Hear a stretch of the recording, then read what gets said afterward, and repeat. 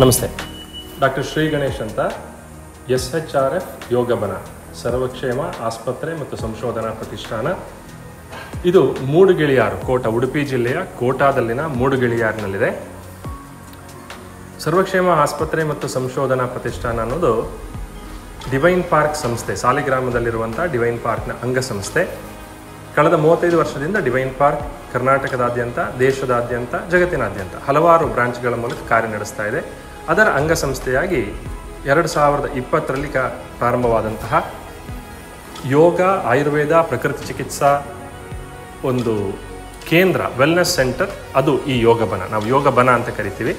ಇದರಲ್ಲಿ ಯೋಗ, ಆಯುರ್ವೇದ, ಪ್ರಕೃತಿ ಚಿಕಿತ್ಸೆ ಈ ಮೂರರ ಮೂಲಕ ಜೀವನ ಶೈಲಿಯನ್ನು ಹೇಗೆ ಬದಲು ಮಾಡ್ಕೊಳ್ಬೋದು ಅಂತ ತಿಳಿಸುವಂಥ ಉದ್ದೇಶ. ಇವತ್ತು ನಮ್ಮೆಲ್ಲರಲ್ಲಿ ದೊಡ್ಡ ಸಮಸ್ಯೆ ಏನಂದ್ರೆ, ಎಲ್ಲರಿಗೂ ಎಲ್ಲದೂ ಗೊತ್ತಿದೆ, ಅದನ್ನು ಫಾಲೋ ಮಾಡೋದು ಹೇಗೆ ಅಂತ ಗೊತ್ತಿಲ್ಲ. ಎಲ್ಲರಿಗೂ ಎಲ್ಲದೂ ವಿಷಯಗಳನ್ನು ನಾವು ತಿಳ್ಕೊಳ್ತೇವೆ. ವಾಟ್ಸಪ್ ಇದೆ, ಗೂಗಲ್ ಇದೆ, ಪ್ರತಿಯೊಂದು ಕಡೆ ನಮಗೆ ವಿಷಯಗಳು ಸಿಗ್ತಾ ಇದೆ.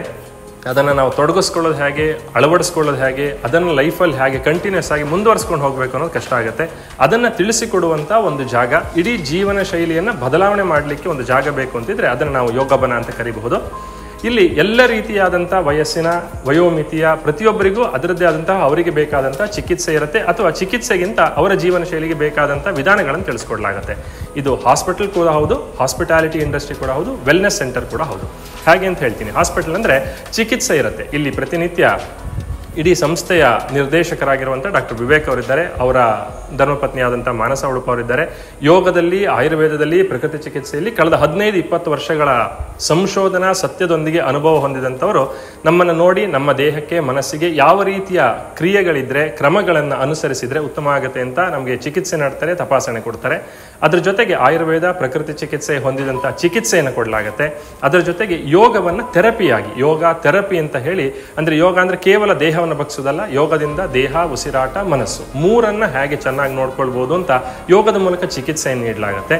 ಅದೆಲ್ಲದರೊಂದಿಗೆ ನಮ್ಮ ದಿನಚರಿಯನ್ನು ಹೇಗೆ ಚೆನ್ನಾಗಿ ಇಟ್ಕೊಳ್ಬೋದು. ಇವತ್ತು ಜಗತ್ತು ಒಪ್ಕೊಳ್ತಾ ಇದೆ, ಲೈಫ್ ಸ್ಟೈಲ್ ಡಿಸಾರ್ಡರ್ ಹೆಚ್ಚಿನ ಸಮಸ್ಯೆಗಳಿಗೆ ಕಾರಣ, ಅದು ಇನ್ಕ್ಲೂಡಿಂಗ್ ಕ್ಯಾನ್ಸರಿಗೆ ಕೂಡ ಲೈಫ್ ಸ್ಟೈಲ್ ಡಿಸಾರ್ಡರ್ ದೊಡ್ಡ ಒಂದು ಕಾರಣ ಅಂತ ಹೇಳ್ತಾರೆ. ಅದನ್ನು ಬದಲಾವಣೆ ಮಾಡ್ಕೊಳ್ಳೋದು ಹೇಗೆ, ಅದನ್ನು ನಮ್ಮ ಈ ಯೋಗಬನದಲ್ಲಿ ತಿಳಿಸ್ಕೊಡ್ಲಾಗುತ್ತೆ. ಇದು ಹಾಸ್ಪಿಟಲ್ ಕಾನ್ಸೆಪ್ಟ್ ತಗೊಂಡ್ರೆ, ನನಗೆ ಹಾಸ್ಪಿಟ್ಲಿಗೆ ಹೋಗ್ಬೇಕಂತ ಇಲ್ಲ, ಎಲ್ಲ ರೀತಿಯಲ್ಲೂ ಸರಿ ಇದ್ದೀನಿ ಅಂತರಲ್ಲೂ ಕೂಡ ಒಂದು ಸಮಸ್ಯೆ ಇರುತ್ತೆ. ಮನಸ್ಸು ಕಂಟ್ರೋಲಿಗೆ ಸಿಕ್ಕೋದಿಲ್ಲ, ಅಥವಾ ಭಾವನೆಗಳು ಏರಿಳಿತ ಆಗುತ್ತೆ, ಅಥವಾ ನಾನು ಸಮಯ ಕಳಿಬೇಕು, ಎಲ್ಲೋ ಹೋಗಿ ಟೈಮ್ ವೇಸ್ಟ್ ಮಾಡೋದಕ್ಕಿಂತ ನನ್ನ ಒಳ್ಳೆ ವಿಚಾರಗಳನ್ನು ತುಂಬಿಕೊಳ್ಬೇಕು, ಅಂಥವ್ರಿಗೂ ಕೂಡ ಇಲ್ಲೊಂದು ಅವಕಾಶ ಇದೆ.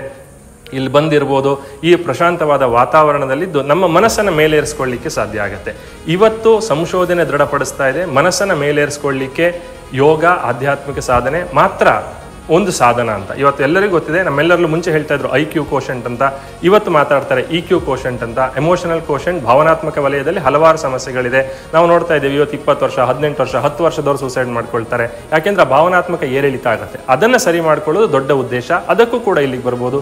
ಏನೂ ಇಲ್ಲ, ನಾನೊಂದು 5 ದಿನ, 1 ವಾರ ಬಂದು ನನ್ನ ಕುಟುಂಬದೊಂದಿಗೆ ಕಾಲ ಕಳಿಬೇಕು, ಅದಕ್ಕೆ ಎಲ್ಲಿಗೆ ಹೋಗಬೇಕು, ಎಲ್ಲೋ ಹೋಗಿ ಯಾವುದೋ ಒಂದು ಕಾರಣದಲ್ಲಿದ್ದು ಇಡೀ ದಿನ ಬೋರ್ ಆಗುತ್ತೆ. ಅದಕ್ಕಿಂತ ಇಲ್ಲಿ ಬಂದರೆ ನಮ್ಮಲ್ಲಿ ಒಂದು ಸ್ಕೆಡ್ಯೂಲ್ ಇದೆ, ಬೆಳಿಗ್ಗೆ 6:30ಯಿಂದ ಸಂಜೆ 9:30ವರೆಗೂ ದಿನಚರಿಯನ್ನು ಹೇಗೆ ನೋಡ್ಕೊಳ್ಬೋದು ಅಂತ. ಅದಕ್ಕೋಸ್ಕರ ಇಲ್ಲಿ ಬಂದು ಇರ್ಬೋದು. 3 ದಿನದ ಶಿಬಿರ ಇದೆ, 5 ದಿನ ಇದೆ, 7 ದಿನ ಇದೆ. ಅದನ್ನು ನಾವು 14-21 ದಿನದವರೆಗೂ ಏರಿಸ್ಕೊಂಡು ಹೋಗ್ಬೋದು.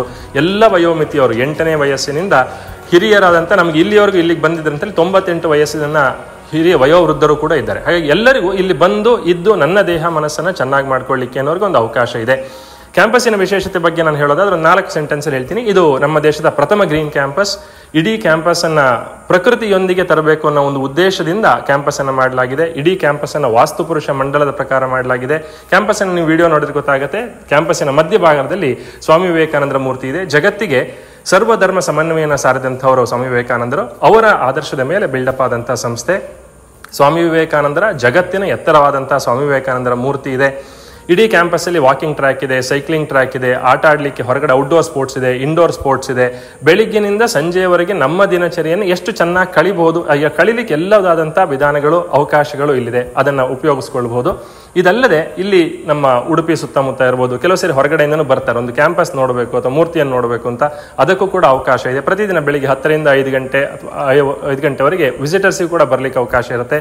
ಬಂದು ಕ್ಯಾಂಪಸ್ ಒಳಭಾಗದಲ್ಲಿ ಪೂರ್ತಿ ಬಿಡೋದಿಲ್ಲ, ಯಾಕೆಂದರೆ ಆಸ್ಪತ್ರೆಯೂ ಆಗಿರೋದ್ರಿಂದ ಬಂದವರನ್ನ ಅವರು ರೋಗಿಗಳು ಅಂತ ಕನ್ಸಿಡರ್ ಮಾಡಬಹುದು, ನಾವು ಅವ್ರನ್ನ ಗೆಸ್ಟ್ ಅಂತ ಕನ್ಸಿಡರ್ ಮಾಡ್ತೀವಿ. ಅವರ ಪ್ರೈವಸಿ ತುಂಬಾ ಮುಖ್ಯ ಆಗುತ್ತೆ. ಹಾಗೆ ಅವ್ರನ್ನ ಕರ್ಕೊಂಡು ಬಂದು ಸ್ಟ್ಯಾಚ್ಯೂವನ್ನು ತೋರಿಸಿ ಸ್ಟ್ಯಾಚ್ಯೂವನ್ನು ಸುತ್ತಮುತ್ತ ಒಂದು ಅರ್ಧ ಗಂಟೆ ಕಾಲ ಕಳೆದು ವಾಪಸ್ ಹೋಗುವಂತ ಅವಕಾಶವೂ ಇದೆ. ಹಾಗಾಗಿ ನಮ್ಮದೇ ಊರಿನಲ್ಲಿ ನಾವು ಹಲವಾರು ಕಡೆ ಹೊರಗೆ ಹೋಗಿ ಬರಬೇಕು ಅಂತೇವೆ. ನಮಗೆ ಇಲ್ಲಿ ಕಳೆದ 2 ವರ್ಷದಿಂದ ಸುಮಾರು ಒಂದು 4,000 ರಿಂದ 6,000 ಜನ ಬಂದು ಹೋಗಿದ್ದಾರೆ. ನಮ್ಮಲ್ಲಿ ಬಂದು ಚಿಕಿತ್ಸೆ ಪಡೆದು ಹೋದವರು, ಅದರಲ್ಲಿ ದೇಶ ವಿದೇಶಗಳಿಂದ ಬಂದು ಹೋಗಿದ್ದಾರೆ. ಎಲ್ಲರೂ ಹೇಳೋದಷ್ಟೇ, ಇಂಥ ಅದ್ಭುತವಾದ ವಾತಾವರಣ ನಮ್ಮ ಊರಿನಲ್ಲಿ ಇದೆ ಅಂತ ನಮ್ಗೆ ಯೋಚನೆ ಮಾಡಲಿಕ್ಕೂ ಸಾಧ್ಯ ಇಲ್ಲ ಅಂತ. ಹಾಗಾಗಿ ಆ ರೀತಿಯಾದಂಥ ಒಂದು ಅವಕಾಶ ಇದೆ. ಬನ್ನಿ, ಇಲ್ಲಿ ಬಂದಿರಬಹುದು, ಬಂದಿದ್ದು 3, 5, 7 ದಿನ ಕಾಲ ಕಳಿಬಹುದು, ನಮ್ಮ ದೇಹ ಮನಸ್ಸನ್ನು ಚೆನ್ನಾಗಿ ಮಾಡ್ಕೊಳ್ಬಹುದು. ಅದಿಲ್ಲ, ಬಂದು ಒಂದಿನ ಬಂದು ಸ್ವಾಮೀಜಿ ಅವರ ಮೂರ್ತಿಯನ್ನು ನೋಡ್ಕೊಂಡು ಹೋಗ್ತೇನೆ, ಕ್ಯಾಂಪಸ್ ಅನ್ನು ನೋಡ್ಕೊಂಡು ಹೋಗ್ತೇನೆ ಅಂದ್ರೆ ಅವಕಾಶ ಇದೆ. ಎಲ್ಲರಿಗೂ ಹೃತ್ಪೂರ್ವಕವಾದ ಸ್ವಾಗತವನ್ನ ಸಂಸ್ಥೆಯ ಪರವಾಗಿ ಹೃತ್ಪೂರ್ವಕವಾಗಿ ಕೇಳ್ತಾ ಇದ್ದೇನೆ. ಎಲ್ಲರೂ ಬನ್ನಿ, ಬಂದು ನೋಡಿ, ನಮ್ಮ ಸಂಸ್ಕೃತಿಯ ವಿಚಾರವನ್ನ ಇನ್ನೊಬ್ಬರಿಗೆ ತಿಳಿಸೋಣ, ನಾವು ಅನುಭವಿಸೋಣ, ರೂಢಿಸ್ಕೊಳ್ಳೋಣ ಅಂತ ಹೇಳ್ತಾ ಅವಕಾಶಕ್ಕಾಗಿ ವಂದನಿಸ್ತೇನೆ. Thank you.